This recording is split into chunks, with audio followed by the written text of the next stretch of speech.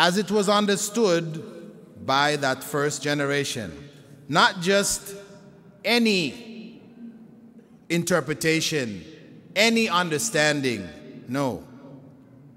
If we have this clear, then we protect ourselves from people who are popping up amongst us saying, we need a new interpretation. I remember hearing some time back one sister saying, we need a feminist tafsir of the Quran. As if the tafsir is going to change if a female scholar does it instead of a male. It's not going to change. Because if that tafsir is based on the understanding of that first generation, it's not going to change. It's one. Remember Aisha radiallahu anha, wife of the Prophet ﷺ, she narrated the fourth most narrations from the Prophet Muhammad ﷺ of all of the companions. And in it was tafsir.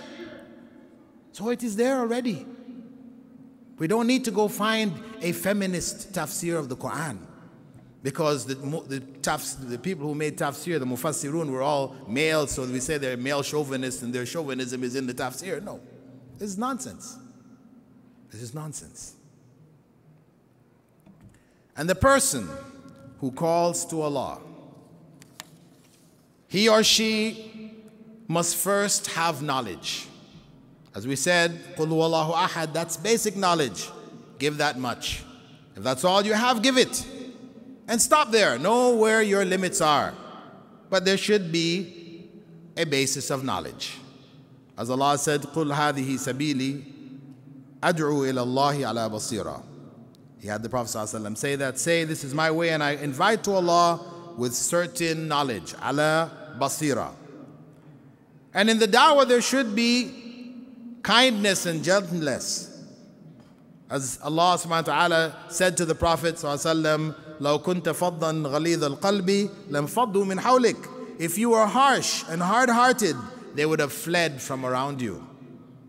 So there should be kindness and gentleness in the da'wah, explaining Islam to others. Unfortunately, a number of people who have taken this responsibility don't have this. And so in trying to convey the message, they chase people away from Islam. The Prophet ﷺ was quoted by Aisha to have said, إِنَّ الرِّفْقَ لَا يَكُونُ فِي شَيْءٍ إِلَّا زَانَهُ وَلَا يُنْزَعُ مِنْ شَيْءٍ إِلَّا شَانَهُ. Whenever gentleness is in a thing, it beautifies it. And whenever it is withdrawn from something, it defaces it. So gentleness is essential in conveying the message. The Prophet ﷺ was also reported to have said, "Man yuhram al-rifq, yuhram al-khair." One deprived of gentleness is deprived of all good. Gentleness was the way of the Prophet ﷺ. And the da'wah should be with wisdom. Ud'u ila sabili rabbika bil hikmah. Call to the way of your Lord with wisdom. Meaning that we should use our experience, benefit from others, take guidance from the Quran and from the Sunnah. Bring that all together in the course of inviting people to Islam.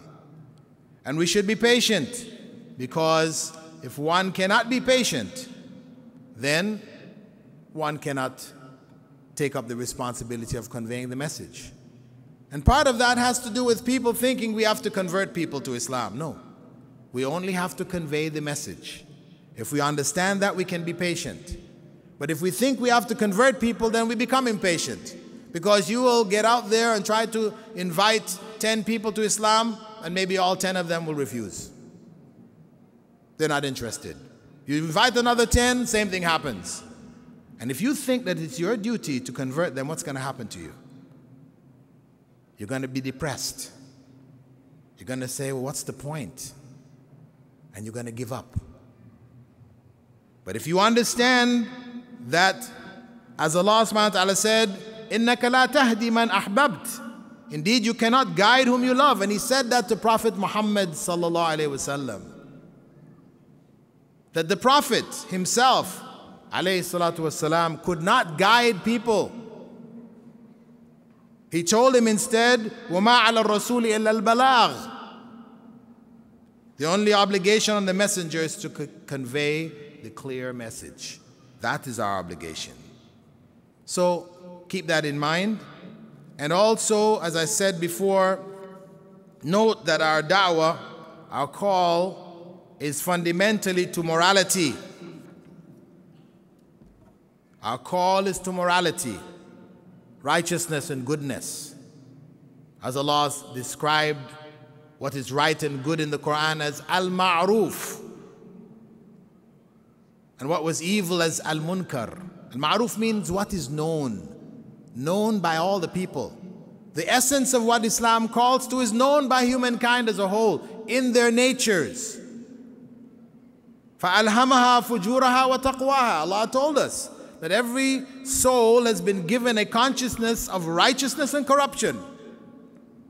So it is only for us to convey that message, let them know, remind them of what is righteousness and what is corruption.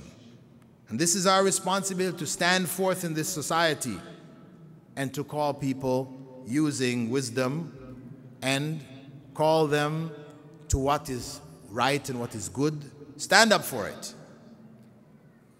But before we get out in the field, and the purpose of this talk was to empower you, to make you feel that, yes, I can do it.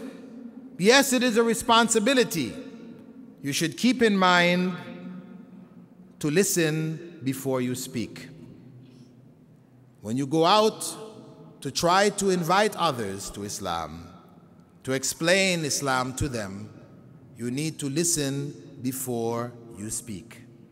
Meaning, you need to know what those people or the person you're addressing thinks.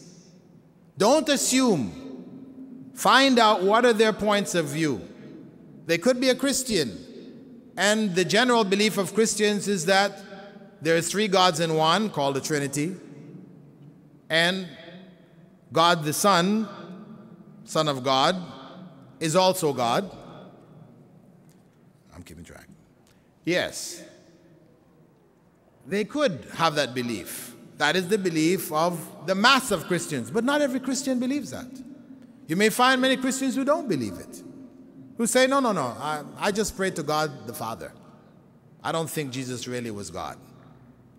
So if you don't find that out and you try to explain Islam to them, assuming that they are Trinitarians, then you have missed the mark. You have wasted time talking about something which you really didn't need to talk about. And of course, in giving da'wah, we must be conscious of the locations. Choose suitable locations. Choose suitable times. And give people a chance to absorb the message. Don't try to push it all down their throats. Somebody shows a little interest and you're trying to buy the whole bookstore for them. No. Give them a chance. Give them time.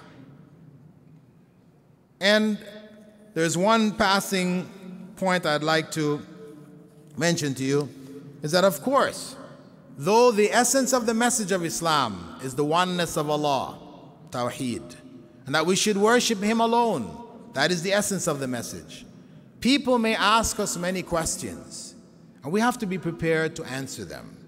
If we don't have the answer, take them to somebody who has the answer. Get a booklet, get a tape, get an article, put them on the internet, whatever. Answer their questions. Because what you will find is that for many people, there are many misconceptions about Islam. So we want to clarify those misconceptions. And having clarified the misconception, then we try to take them back to the essence of the message, which is, again, the oneness of Allah, and that He alone deserves to be worshipped. So my brothers and sisters, the message that I'm taking to you this evening is one of a reminder of our responsibility to convey Islam to the community in which we live. We are a minority here. The vast majority of the society is a non-Muslim society. In general, the society is not attacking us. We're not under attack militarily or anything. It's a peaceful society. People are free to say what they want to say. So we have no excuse. We cannot say our lives were threatened, so we couldn't say anything. No. The society is free. People exchange ideas. And this is our responsibility, to convey that message. Otherwise, we are living under the curse of Allah. A very dangerous and deadly situation. And much of what is happening to us goes back to our lack of fulfillment of this responsibility. What Muslims are suffering today goes back to this lack of fulfillment. A lack of recognition of the legacy, the essence of the legacy of the Prophet ﷺ. A lack of taking up La ilaha illallah Muhammadur Rasulullah. Our declaration of faith is a declaration to the world. It is not a personal thing that we keep to ourselves. It will not benefit us unless we live it. So my brothers and sisters, I leave you with this parting thought, that our success here in Canada, anywhere in this world, lies in believing in Allah and following His Messenger, sallallahu alaihi wasallam. And the way of His Messenger was the way of da'wah, inviting humankind to Islam, to Allah, to righteousness, to morality, to goodness, to everything that society needs to establish a moral civilization. Technology will not bring it. Secularism denies it because human beings don't know really what's good for them. They need revelation to guide them. And this is our duty. Assalamu alaikum wa rahmatullahi wa barakatuh.